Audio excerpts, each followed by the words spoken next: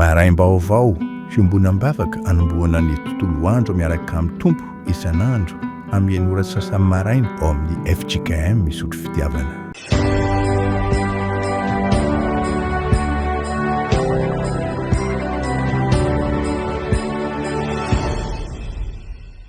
Mpifaliana no arabanantsika rehetra indray, mpianakavy finoana no tahin'Andriamanitra arindro fa afaka indray miara-miombona amin'izao maraim-baovao izao. Iomanantsika ho amin'ny fanatrehan'ny tompo ry havako ho fiderana sy ho fisaorana azy dia ny salamo 2:20 andininy voalohany ka hatramin'ny 5. Salamo 2:20 andininy voalohany ka hatramin'ny 5. Salamo 2:20 andininy voalohany ka hatramin'ny 5. Dia ary sika ry havako hiaraka isaotra sy ideran'ny tompo ka iombonantsika eo am-pitsanganana ary ny salamo horedontsika izany amin'ny anaran'ny tompo manao hoe: tsara ny ideran'i Jehova sy ankalaza ny anaranao ry avy indrindro, ary anambara ny famindramponao noho ny maraina sy ny fahamarinanao noho ny alina, amin'ny valitorofolo sy amin'ny fiondokanga. Fampifalianao amin'ny nataonao, Jehova, ny asan'ny tananao no iobiko. Jehova, akory ny alehibe ny asanao, lalina indrindra ny fisainanao. Amen. Endre ny hafalianay ry tompo tsy toa, lay hatrizay ka ho mandrakizay. Andriamanitra ao misaotranao zahay noho ny amin'izao tombonandro fahavelomana izao. Omenao anay indray amin'ity anio ity, ahafahana indray miaina ampifaliana, misitraka sady ny fiadanam-be izay ho manina hovantaninay rehefa tonga amin'ny fihevinao amin'ny voninahitra eny amin'ny raolanitra ianao. Misaotranao zahay tompo tamin'iny alina fa nomenao torimaso mamy, menao zao tanjaka sy fahasalamana izao. Masina ianao Andriamanitra, tsy misy lehibe toanao. Ianao n'Andriamanitra ny Andriamanitra rehetra, ianao no ny andohana sy hafarana izao tontolo izao. Eo anatrehan'izany tompo, miariary ny tsy fahamendrehanay. Matsiaro tsy mendrika izahay satria manota mandrakariva na dia ampianarina ny teny aza. Ankehitriny mangataka izahay ny amelanao ny elokay, anadiovanao ny fonay sy ny fanahinay. Avao izay fanahy masonao, atonga anay olom-baovao araka ny sitraponao ho mpanompo tsy mahazo enatra. Ary ianao izay fanonteny aminay hoe fitiavana mandrakizay no nitiavako anao, izany nampaharetako ny famindram-po anao. Dia ho tanterahanao aminay n'izany teninao izany, ka ianao mela ny elokay, hiteny aminay ianao hoe mety aho, madiova ianao. Raisinay ny finoana, amin'ny fanantenana, amin'ny fifaliana izany famelan-keloka, atolotra ao anay izany amin'ny anaran'i Jesosy. Ary inonay ny fanahy masina hitahiry, fahamasinana ao aminay, mandra-piavinao eny amin'ny raony lanitra. Ankehitriny ary tompo voreto izahay, hatreo izao fivoriana izao masina tsy aro ro-paratsiana ho anitra kasitrahanao. Andraisanay fitahiana, andraisanay fiainana vaovao avy amin'ny teninao. Ka ny fanahy masina ny hampianatra anay, hampiorina anay amin'ny finoana avy amin'ny teninao, ary atonga anay ho voatahiry amin'izany finoana izany. Amin'ny anaran'i Jesosy. Amen. Ny mofinaina izay voalahatra ao anjarantsika indray amin'ity anio ity ry havako, dia arak'izay voarakitra ao amin'ny bokin'ny Eksodosy. Eksodosy 2:30, ny andininy 5:20 sy ny 6:20. Eksodosy 2:30, ny andininy 5:20 sy ny 6:20. Ovakiko amin'ny anaran'i Jesosy. Ary Mosesy niodina ka nidina avy tany an-tendrombohitra, nitondra ny vato fisaka roa nisy ny vavolombelona teny an-tanany. Ny vato fisaka nosoratana teo amin'ny lafiny roa, dia teo anatrehany sy teo ambadika no nisy ny soratra. Ary ny vato fisaka dia asan'Andriamanitra, ary ny soratra dia soratr'Andriamanitra, voasoratra teo amin'ny vato fisaka. Amen. Ray masonao, manamasinana ny fahamarinana, ny teninao no fahamarinana. Amen. Ho aminareo ny fahasoavana sy ny fiadanana avy amin'Andriamanitra raintsika sy Jesosy Kristy Tompo. Amen. Amin'teny ity dia arak'izay efa novakina teo dia ny boky ny Eksodosy 4:30 5:10 sy ny 5:10 no mofinaina zay voalahatra ho antsika amin'ity anio ity. Eksodosy arak'izay efa ahalalantsika azy moa dia mitantara ny nanafahan'Andriamanitra ny zanak'Israely tamin'ny tany nandevozana dia tany Egypta izany, ary ilay anarana malaza amin'izany fanafahana zanak'Israely zany dia ilay irak'Andriamanitra hanafaka ny zanak'Israely dia tsy iza fa Mosesy, nanana ny mpanampy azy izy dia Arona izany. Ary satria moa afaka tahaka ny firenena rehetra zay omena fahaleovantena dia rarony loatra Andriamanitra raha manolotra karazana lalam-panorenana mba ahafahan'ny vahoaka miaina tsy ao anatin'ny atao hoe baribarianina na baranahana, fa misy fitsipifehezana, fitsipimpiainana izay tokony arahana mba hisehoany zany atao hoe fahafahana zany, tsy sanatria hoe fanangejana no fikendren'Andriamanitra ao anatin'izany, fa ho fanamafisana ilay fanekena zay efa nataon'Andriamanitra tamin'ireto zanak'Israely reto efa hatrany amin'ny patriarika ela tany, tamin'ny tantarany Abrahama, Jakoba mitoy aty aoriana, ary na dia teo Mosesy aza dia manavao zany fanekeny zany Andriamanitra. Ary zao nambarany any amin'ny 9:7 hoe dia alaiko ho ahy ianareo ho oloko ary ho Andriamanitra reo aho. Zay le fanekena izay ataon'Andriamanitra amin'reto zanak'Israely reto, ahatonga an'ireto zanak'Israely reto firenena izay nofidian'Andriamanitra manokana mba ho tariny anehoany ny voninahiny, anehoany ny fitiavany amin'ny zanak'olombelona. Ary eto amin'ity tantara ity dia mifanitsy indrindra tamin'ny nanomezan'Andriamanitra izany atao hoe dity folo na ireo teny folo izay omena ireto zanak'Israely reto mba ho arahany ahatoa izany fanavoazam-panekena izay ataon'Andriamanitra amin'ireto zanak'Israely reto izany. Andriamanitra no midina manao fanekena amin'ny olona, ary ny anjaran'ny olona kosa dia ny mankato ny teniny, ary ny fahatanterahany zany hoe izao Andriamanitra reo zany dia voafehy ao anatin'ny fankatoavana izany atao hoe fitsipimpiainana omen'Andriamanitra ny zanak'Israely izany.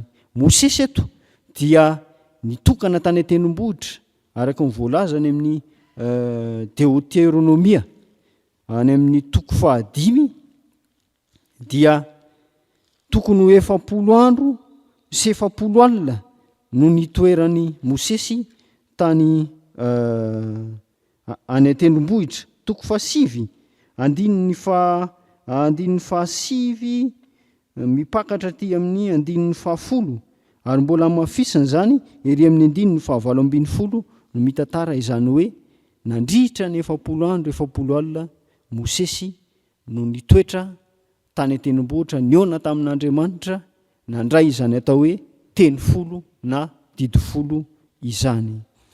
Ary eto dia ambaran'ity perikopa ity dia zao hoe vato fisaka roa izay nataon'Andriamanitra, ny tanan'Andriamanitra mihitsy no namolavola n'ity vato ity sy nanoratra azy tamin'ny lafiny anankiroa, ny andaniny sy ny ankilany, mba ho vavolombelona amin'izany fanekena izay fanaovan'Andriamanitra amin'ireto zanak'Israely reto izany. Andriamanitra eto dia milaza fa hoe alainy ho olony ireto zanak'Israely reto, ary ny zavatra andrasan'Andriamanitra amin'ireto zanak'Israely reto dia zao hoe ny anompo an Jehovah Andriamanitra ankatoa azy amin'ny fo rehetra, amin'ny saina rehetra, amin'ny fanahy rehetra. Ary zany indrindra mahatonga ny didy 4 voaloha dia mahakasika an'Andriamanitra ny amin'ny fankatoavana an'Andriamanitra. Izao an Jehovah Andriamanitra ao izay nitondra anao avy any amin'ny tany Egypta. Aza manan'Andriamanitra hafa fa izao ihany. Aza manonona foana ny anaran'i Jehovah Andriamanitra ao, manamasina ny andro sabata na masina azy. Aza manangana sanydravatra voasokotra ho anao. Mba haninona? Mba ahatanteraka ilay fanekena hoe Jehova Andriamanitra ho Andriamanitra reto zanak'Israely ireto. Ary isika koa amin'ity volanyity dia miaraka mibanjana ilay loha hevitra hoe mampahafantatra ny asan'ny Tompo ny soratra masina. Ka eto ilay soratra izay nosoratany Jehova Andriamanitra mihitsy tamin'ilay vato fisaka no mampahafantatra an'izany atao hoe fitiavan'Andriamanitra ny olombelona izany. Ary eto amin'ity andalatsoratra masina ity dia hitantsika taratra mihitsy hoe Andriamanitra zany dia manao ny fomba rehetra mba hahatonga antsika ho tafahombona aminy, mba hahatonga antsika ho tafakambana aminy. Isika izay efa tafasaraka taminy noho ny fahotana izay tafiditra tao amin'ny olombelona voalohany rehefa tao amin'ny fahalavona.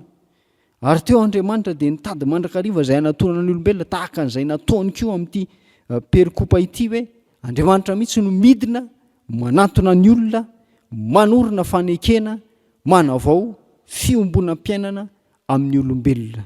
Azay indrindra no zavatra izay hita eto amin'ity soratra masina ity. Movy izany tsy mampatsiahy antsika ary afako an Jesosy Kristy ilay Andriamanitra tonga nofo izay nandao ny lapan'ny voninahitra, nanetry tena nidina teto amin'izao tontolo izao mba ho vavolombelona izany atao hoe fitiavan'Andriamanitra izany. Ary eto dia lazaina eto hoe ny filazan'io vato fisaka io dia vavolombelona ihany koa, ary izy io dia natao anaty fiara ilay atao hoe taberna kely. Ary iny dia endriky Jesosy Kristy, ilay tenin'Andriamanitra tonga nofo araka ny ambaran'ny apôstôly Jaona any amin'ny toko voalohany amin'ny filazantsara izay nosoratany. Jesosy ilay teny tonga nofo, ilay endrika ity vato fisaka ity. Ary io ilay nomena ny olombelona izay manatona ny olombelona mba ho fanavaozam-panekena ho amin'ny fanekena vaovao eo amin'ny olombelona sy Andriamanitra izany. Dia jereo tsara fa raha eto zao Andriamanitra namolavola ity vato ity nanoratra izany, fa Jesosy ihany koa dia Andriamanitra mihitsy nanolotra azy ho antsika, tsy avy amin'ny olombelona na avy amin'izao tontolo izao, fa nivoaka avy amin'Andriamanitra, notorotoronina tamin'ny fanahy masina. Ary Jesosy lay tsy ravan'ny taona ity vato ity zao. Rehefa tsaroantsika ny tantara hoe rehefa nidina teo amin'ny zanak'Israely Mosesy, Jehova Andriamanitra moa efa niteny tamin'i Mosesy fony izy tao tendrombohitra hoe jereo fa efa manota sahady ireo vahoaka ireo firenena mafiatoka, satria nanina ela loatra Mosesy tany tendrombohitra dia nanangana sampy ombilahy volamena ireto zanak'Israely ireto mba ho atao Andriamanitra. Ary dia natezitra n'Andriamanitra any fa Mosesy koa rehefa etikatezerana dia natotany ilay vato izay mirakitra ny teny folo izay nosoratan'Andriamanitra dia notorotorony ary dia potipotika ilay izy. Fa tsy mba izany, ilay Jesosy, ilay tenin'Andriamanitra velona izay nomena antsika mba hananantsika fitsipim-piainana, mba hitoerantsika amin'ny fahamasinana, hahatonga antsika hanompo an'Andriamanitra, hankatohan'Andriamanitra mandrakariva. Jesosy na dia maty aza dia nitsangana tamin'ny maty ary mena ny fahefana rehetra any an-danitra sy ety an-tany. Ary izy koa no santatra ho antsika ny amin'ny fitsanganana. Ka ho tanteraka izay voalaza ny Salamo 7:70 hoe na dia ho levina aza ny nofoko sy ny foko, dia mbola ho vato lampy ny foko mandrakizay Andriamanitra. Zany ry havana no mampiavaka an'izany Jesosy zany amin'izay karazana heverin'ny olona fa mpamonjy amin'ny lafiny maro samihafa. Ary izy mihitsy ilay nomen'Andriamanitra ho an'izao tontolo izao. Ary izy no maneho ny asan'Andriamanitra tamin'ny alalan'ny famantarana, tamin'ny alalan'ny fampianarana maro samihafa mba ahatakaran'ny olombelona izany atao hoe asan'Andriamanitra. Inona moa ny asan'Andriamanitra? Dia ny tsy hamela isoverina dia iray aza eo amin'izao tontolo izao, fa hiaraka aminy ho mpiray lova aminy ho amin'ny fiainana mandrakizay, raha mino ny fahafatesana sy ny fitsanganan'i Jesosy amin'ny maty. Eto ry havako dia ny vato no ny volavolain'Andriamanitra anoratana ireto teny folo didifolo zay manambara ny fitiavan'Andriamanitra an'izao tontolo izao ireto. Manambara ny sitrapon'Andriamanitra izay tokony ho tanterahan'ny olombelona. Fa etsakilan'izay dia zao hoe isika ihany koa ny fotsika hoe dia vato fisaka, vato tsy ho rava ny taona na dia ho levona ny ampasana aza, fa ilay maharitra mandrakizay noho ny finoana an' Jesosy. Io vato izay ambaran'ny apôstôly Paoly any amin'ny Korintianina 2:7, ny 2 sy ny 7 dia zao nambarany: ianareo no epistilinay voasoratra ato am-ponay, sady fantatra sy vakin'ny olona rehetra. Eny, aseho ho epistiliny Kristy izay entinay ianareo, tsy nosoratana tamin'ny ranomainty anefa, fa tamin'ny fanahin'Andriamanitra velona sy teo amin'ny tena vato fisaka, tsy teo amin'izay tena vato fisaka, fa teo amin'izay vato fisaka nofo dia ny fo. Korintianina 2:7, 2 sy ny 7 milaza izany. Isika ry havako ny fotsika no vato izay anoratan'Andriamanitra, izany hoe sitrapony zany, mba ho vakin'ny olona eny amin'ny fiarahamonina, mba ho baiboly mivelatra eo amin'ny fiainantsika isika, ka ny fanahy masina no nanoratan'Andriamanitra izany fotsika izany, mba ho voatahiry hatrany ao am-potsika izany atao hoe sitrapon'Andriamanitra izany. Ary isika mihitsy no miaina izany isan'andro isan'andro, amin'ny teny, amin'ny asa, amin'ny fisainana, amin'ny toe-po rehetra, mba hisehoany zany atao hoe sitrapon'Andriamanitra zany eo amin'ny fiainantsika. Ary zay no mahatonga atsika ao anatin'izao mahareforme atsika dia zao hoe ny tenin'Andriamanitra irery ihany no ambony, no loha amin'ny zavatra rehetra. Ny tenin'Andriamanitra no arahana, satria ny tenin'Andriamanitra no mampiorina finoana, manome fiainana, mahatonga fahariana vaovao ao anatintsika. Ary tsy ho antsika ihany, fa ho an'izay rehetra manodidina atsika, raha mazoto itsika miaina sy mivelona amin'izany tenin'Andriamanitra izany, izay Andriamanitra mihitsy no nanoratra izany eo am-potsika amin'ny alalan'ny fanahy masina noho ny finoana an' Jesosy Kristy. Ho mahereza ry havako, meteza ho vato fisaka anoratan'Andriamanitra ny sitrapony ny fonao. Aza avela ho rotodrotehan'ny faharatsiana maro samihafa, aza avela ho tehirizana fahalotoana maro samihafa ny fonao, fa raiso ny tenin'ny Tompo mba ho rakitra ao anatin'ny fonao. Ary tsy izany ihany fa zao hoe hivelomy, hiaino isan'andro isan'andro. Aza atao fahalalana ara-tsaina fotsiny, fa tena atao fiainana. Ary ny fankatoavanao zany tenin'Andriamanitra izany no ahatonga anao ho tafahombona mandrakariva amin'Andriamanitra, hisitrahanao ny fitiavany, ny fahasoavany, ny fiadanany isan'andro isan'andro. Na dia sarotra aza ny hatrehanao eo amin'ny fiainana andavanandro, ary dia tsy mora loatra izany raha ao amin'ny nofo, fa eo mandrakariva amin'ny fanahy masina, ampahery ary ampatsiaro anao ny teny izay nampianarina anao, anananao faherezana hiatrehanao zany mafy izany. Ary ao anatin'ny fifaliana ianao, mahatsapa fiadanana, ny fanahy masina no ampatsahy anao ny sitrapon'Andriamanitra, mba hahatonga anao aharitra amin'izany fifaliana sy fiadanana izany. Indro ary ny tontolo andro manoloana anao amin'ity anio ity, avaozy ny fanoloranao ny tenanao eo anatrehan'ny Tompo. Atolory azo ny fonao mba ho vavolombelona tahaka ity vato fisaka ity izay nanoratan'Andriamanitra ny teny folo, mba ho vavolombelona eny amin'izao tontolo izao. Fa ianao dia efa nandray ny famonjena ary nahazo hiraka avy amin'ny Tompo hoe tahaka nandrahandray any nandrahako anareo kosa. Dia ny aninona? Hitory ny famonjen'Andriamanitra eny amin'izao tontolo izao.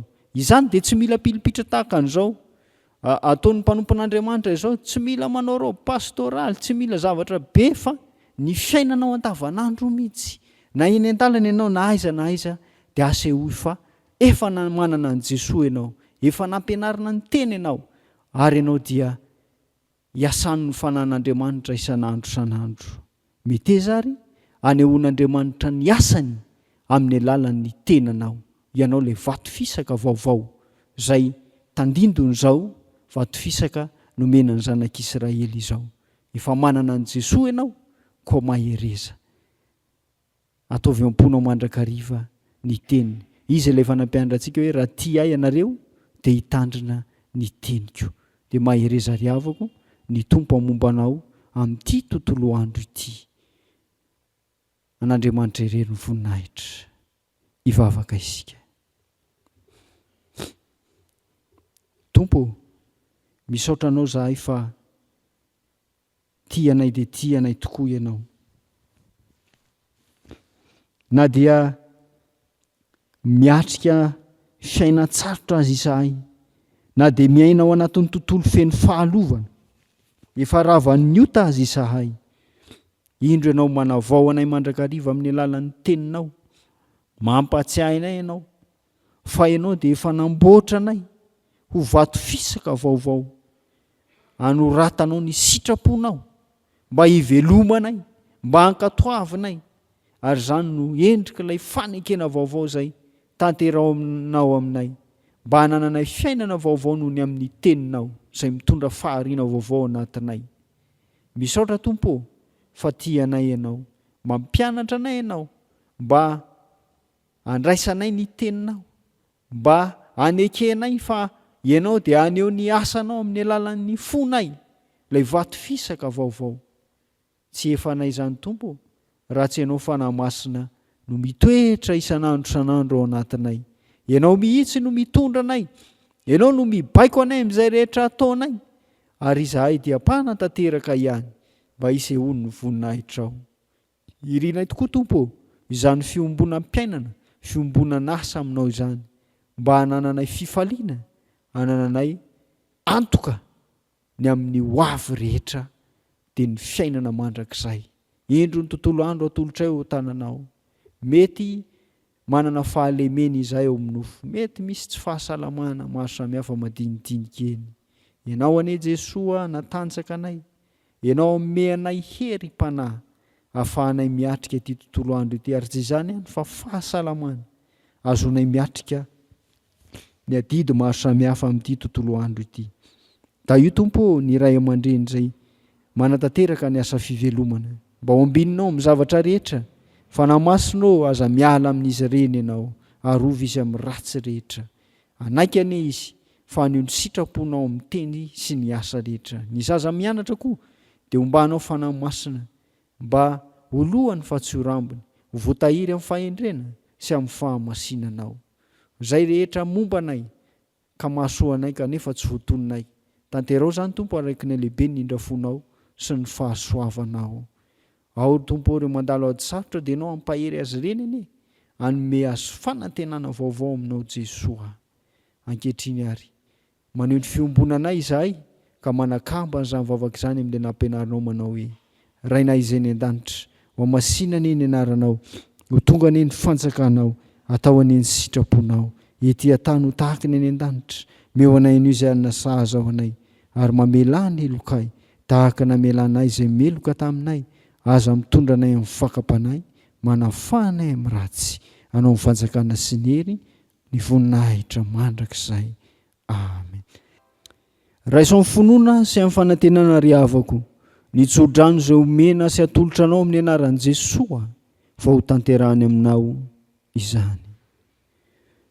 I Jesosy Kristy Tompontsika sy Andriamanitra raintsika, izay efa tiantsika ka nanome antsika fampiononana mandrakizay sy fanantenana tsara amin'ny fahasoavana ho fampiononana ny fonareo anie, sy hampahery anareo amin'ny asa sy ny teny tsara rehetra. Andriamanitra tanteraka izay rehetra tokony ho anareo araka ny hareny amin'ny voninahitra ao amin'ny Kristy Jesosy. Amen.